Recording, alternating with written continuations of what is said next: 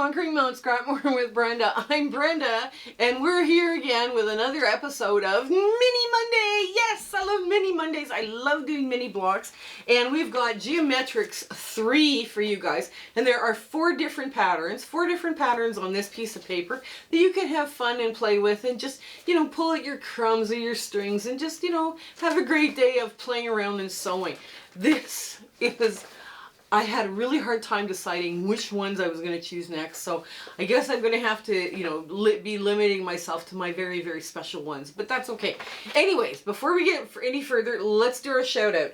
Jamie at Quilt Like an Artist is on my radar this week, and she has a very compelling voice, and there's something about her that I just like, wow. Yeah, she's gonna wow a lot of people. So if you go over to her YouTube channel, you like what you see, hit her subscribe button. Of course, tell her that Brenda from Conquering Mount Scrapmore sent you, and it'll be a nice surprise for her. She doesn't know it's coming. Also, we have a few things else. That's her link for her YouTube channel is going to be in the show notes below.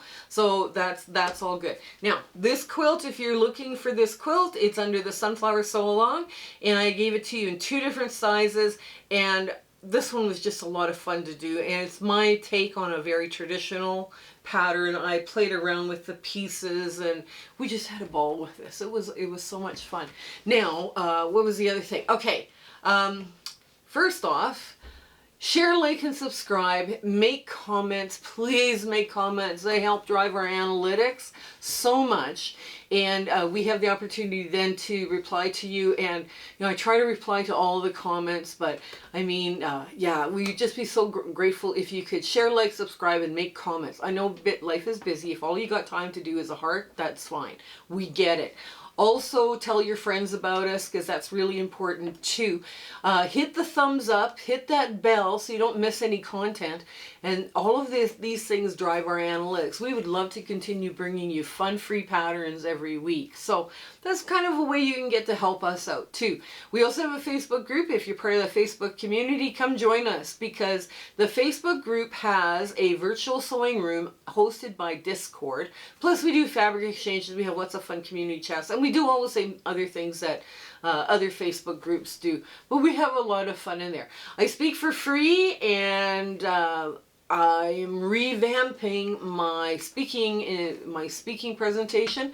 So a little bit more fun, a little more, a few extra quilts now thrown in there, and it should be a lot of fun. So if your guild or group is looking for somebody to speak for free, you can either message me through Facebook, because I'm really quick at answering Facebook's messages, or email, which you'll find under the About tab. Also, if you guys have shout outs for me that I'm missing, or, because a new quilting channel has opened up, please send me the link either under Facebook as a private message, or under email. Like I say, it's under the About tab. Also, our Zoom sew dates are there. It's once a month, usually first Saturday, and it's from 9 a.m. to 5 p.m. Mountain Standard Time, and we just have a blast in there. So, I think that's it. Yes, come on in. We'll get to the sewing of Geometrics 3.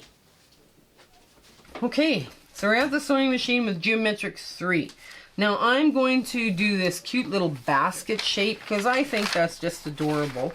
And I've got my paper scissors. They're the ones marked paper. And I'm just going to cut out 1. Now, I got my husband to print me out 5.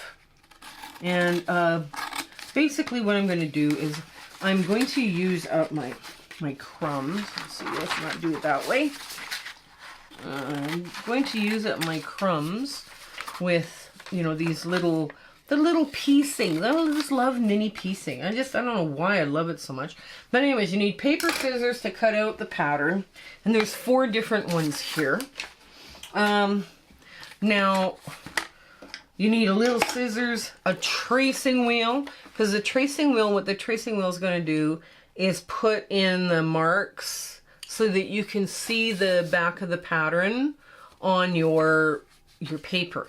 Now, this tracing wheel also helps it easier to bend this and remove your paper at the end. So this is kind of important that you you know, wow, yeah, this is a good idea. So the tracing wheel is important, and mine's already been scored, and I just take a ruler, line up on my lines, and score it. Also, things like tape is important, especially when you have to pick out mistakes and oops, because sometimes the paper starts falling apart, and you get to tape it up right away. I am going to use one pin to get me started, and that's just basically going to hold my piece of fabric in place while I do the rest of my stitching on it. And add a quarter ruler if you have one. If not, you do have a quarter inch on your regular rulers that you could use. That, I mean, I did find this because I do a lot of foundation paper piecing. I found this to be really good because it has a little bevel here that holds the paper back while you're doing your trimming. So I found that really good. A rotary cutter and, like I say, a regular scissors. So now what I'm going to do is I'm going to grab one of my crazy white pieces. Now I use odd shape stuff, right? I'm just going to need two. I don't need something that big. I need something like that. I just take all my odd shaped stuff first, and I use that out first, right? So it creates a little easier to deal with. Now I'm going to put this so that I have a straight line, kind of, on that first piece. So I'm going to put this like this, and I'm going to have a quarter inch on either side. Now I can see it because, yeah, I've got my tracing wheel done. So I'm just going to pin this in place, just like so. Just like so, to get us started. Now, pinning sometimes can distort your work because it creates a curve, right? So it's just like this, right? It curves your piece. But for something small, it's not that horrible. And we're not doing anything really like over the top complex either. So we should be good. So the first one is between the 1 and the 2.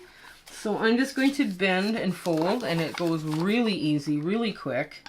And I'm just going to chop off that little bit extra for now. Okay. That little bit extra can go. Now I can throw together, let's throw together a basket. Is this long enough for number 3? Yes, it is. And I just need a simple little one for number 2. Oh, it needs to be longer. Darn, I like that fabric. Okay, it needs to be longer. Oh, oops. Hang on, let's get this out. Let's pull this out for first roll. This is wide enough, just wide enough. Let's get something a little thicker. No. Oh, yes, let's just use this. Because that's going to be wide enough, but it's too thick. But that's okay. We'll just use one of those. And I can use the same number. Oh, my count's too small. Too thin. I can use, let's see, if I folded it in half, I would have a big piece. And I think that's what I'm going to do. I'm just going to fold this kind of, I threw it in my yellows, but it's probably reads more brown as number 4. And let's see, what am I doing here? Oh, this would probably, no, that's another piece of the same. Let's use, let's use this for number 5. That's too big, but it'll work. It will work. Okay, so here we've got our pieces laid out, what we're going to use. We need another white down on 6. And we've got all the rest of the pieces here. We just have to, watch where we're cutting them. So now the first place I'm going to put number 2. So we've got a variety of stuff here, right? It's kind of like all over the place.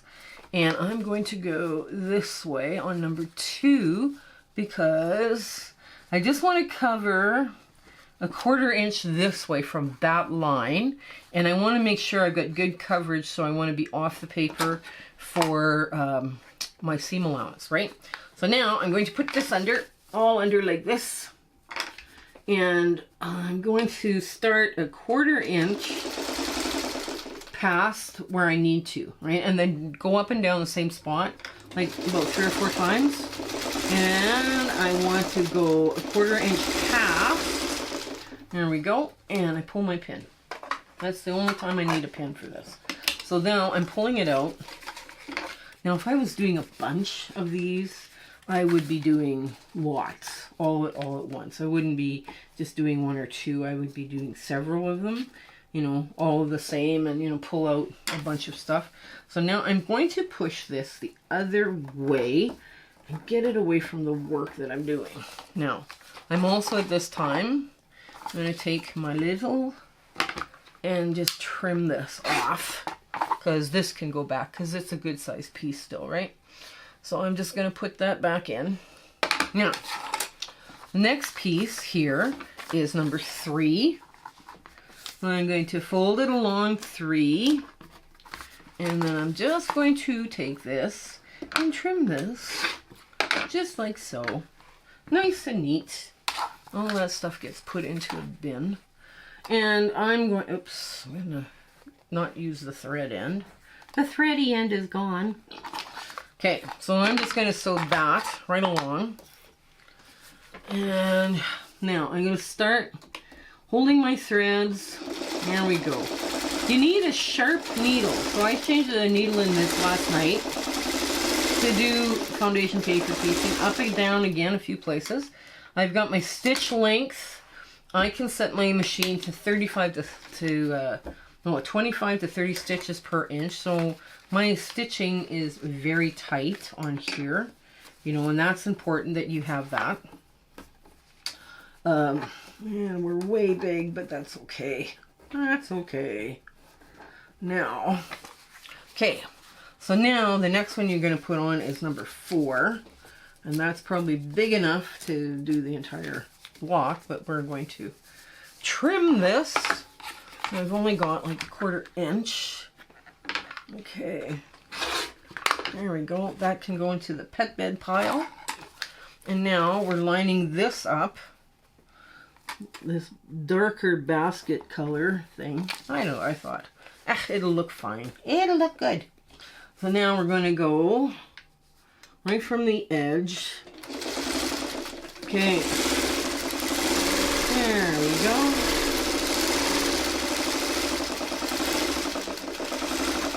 There. Now pull that out.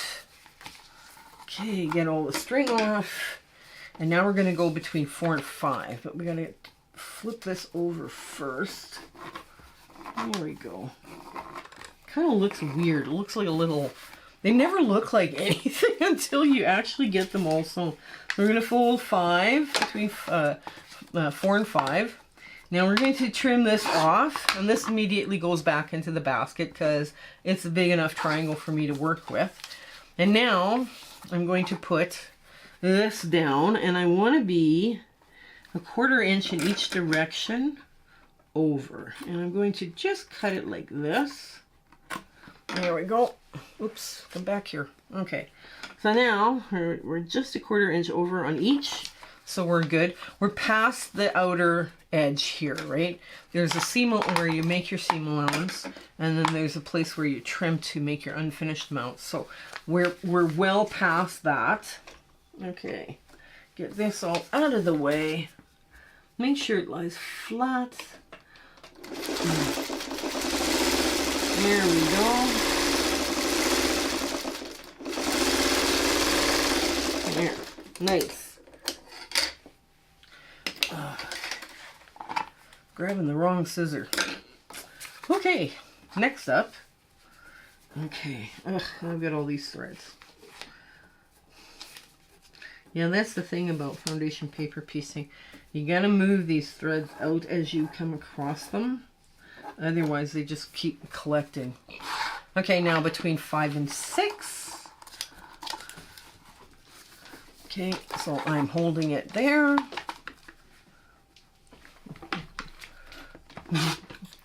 And, okay, now we want the lines on this white to be the same lines, right? So we're just going to quickly give this a trim like that. So I have a nice straight edge to put in the last part. So I will end up with lines going the right way. Okay, so now slip this under Oops, slip this under. Okay.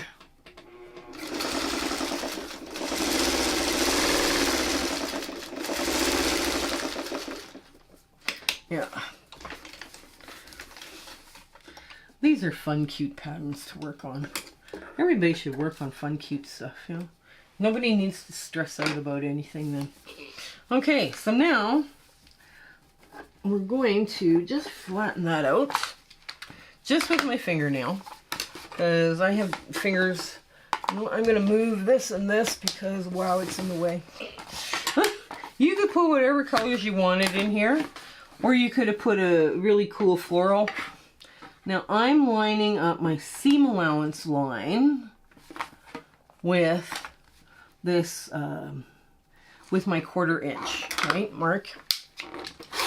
There we go, like that. That's one cut. There's another cut. And there. Now this is too skinny to go back in the box, so that's okay. Now you want 3 1/2 to finish at 3 1/2 and 3 1/2. Okay, now that we've got all that trimmed and clipped away, okay, we're going to make sure we do our stay stitching, because stay stitching is so important. So, because once you've sewn this, it can be distorted so quickly by any kind of pulling or tugging. If you're having a hard time piecing it together, right, what happens is that the outside edge can get distorted and you've ruined your block. So if you do your stay stitching, it helps keep your block from stretching and becoming distorted. And then if you have, let's say, a little bit of hard time there, even getting your stitches out, you don't tend to have problems with getting your stitches out if you've done your stay stitching. I don't know why, but apparently that's the thing. Okay, so now we've done all this. We've trimmed it all up. Everything is going to look grand. Let's get to our ta-da moment. Okay, so this is our little ta-da moment that we've got. It kind of looks like a little basket the way I've done it, just because I've placed the colors that way. Now, you could make this into one of those hidden wells blocks where, you know, you've got the stripes going all this way, all the different colors in there, and you could create like a knot, you know, like by pointing all of the pieces, making 4 of them, and then pointing all the pieces together from this angle. And that would create rather an interlaced piece with this really cool, funky little outer edge. It's up to you what you do with these. They're geometric. So, you know, color placement plays a lot in here, and you could have a lot of fun with these. Now, if you did all colors, including this, number 1, and 2 and 3 are light, you could make some pretty dynamic designs with a little diamond bump, you know. So, you know, think about this differently. What would work? You have to kind of play with it on paper a bit first. But yeah, you could have a lot of fun with these little geometrics. That's why I decided, okay, you need 4 of them so you can have lots of time to play and enjoy. So, I hope life is going great for you and everything is going your way. And your 1/4 inch is perfect. Yay, wouldn't that be great? So you guys stay well and take care until we see each other again. Okay, bye!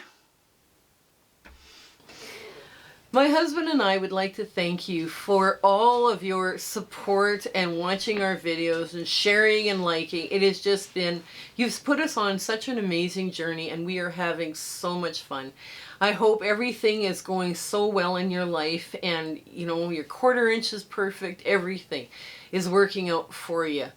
And we're just so happy to be part of your life and you having, like I say, you're watching us. I was just so thrilled that you're doing that. So I want to say goodbye and I want to thank you with all my heart. Okay? Take care. Bye.